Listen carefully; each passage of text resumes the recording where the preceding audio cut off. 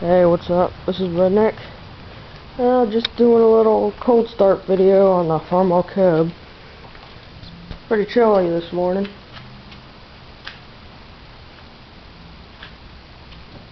It's like 40 degrees or something.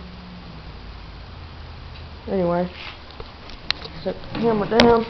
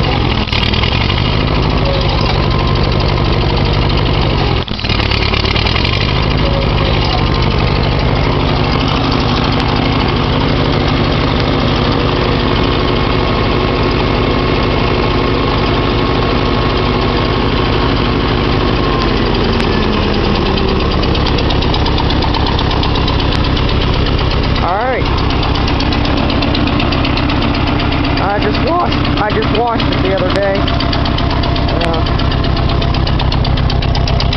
It's pretty good.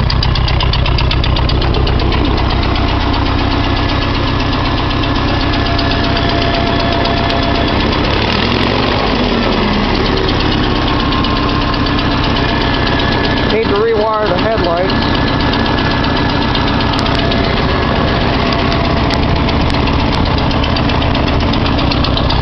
Actually, I think the taillight's alright.